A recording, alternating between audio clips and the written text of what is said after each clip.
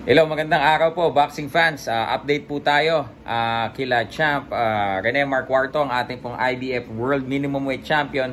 And nandyan din po sila, of course, sila Coach Nonoy Neri. Mga kaibigan, ilang araw na lamang po. Ngayon po, Miyerkules po sa atin.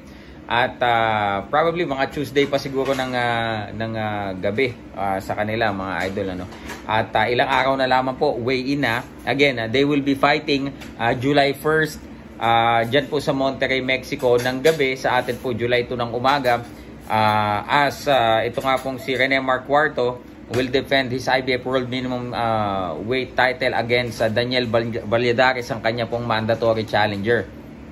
At ito nga pong laban na ito, mga kaibigan, sa ngayon hindi pa po namin alam kung meron po bang channel na bibili ng rights ng laban na to, pero aalamin po namin. Pero kung wala naman po, of course, mapapanood naman po natin yan online sa internet, mga kaibigan. At kung maging available po ito sa mga pay-per-view sites, we will let you know dun po sa mga apps na available na po ngayon, kagaya ng TopGo. Let us see kung maging available siya sa TopGo. And ito pong weight ni Champ Rene Marcuarto, mga kaibigan, on track po ang kanyang weight, mga kaibigan. Wala pong problema.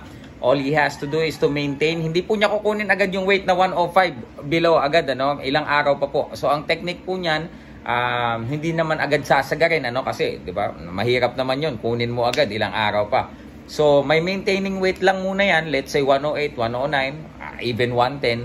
At kapag siguro, depende kay Coach Noy, if they decide to get the weight, siguro the night before nung official weigh-in, para relax na lamang po si Champ Rene Marcuarto.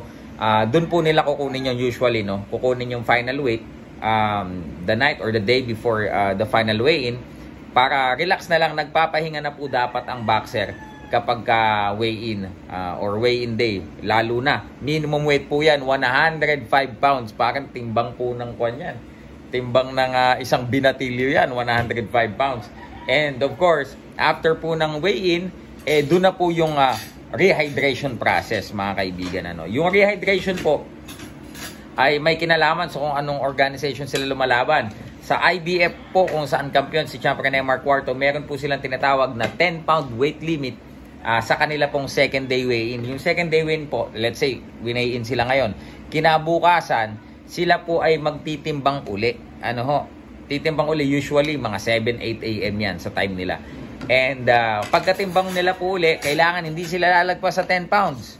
Alright? Pagkatapos po ng timbangan na yon, ng second day weigh na yon, they can add up more. Siguro mga, they will add another 10 pounds or 5 pounds. Depende po sa kung ano mang plano nila. So yun po, mga kaibigan, we will keep you updated kung ano na po ang mga progress dito kay Champ Rene Marcuarto.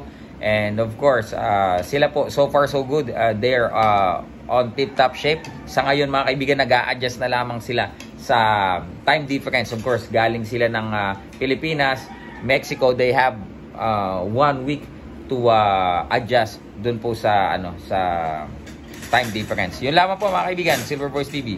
Peace out.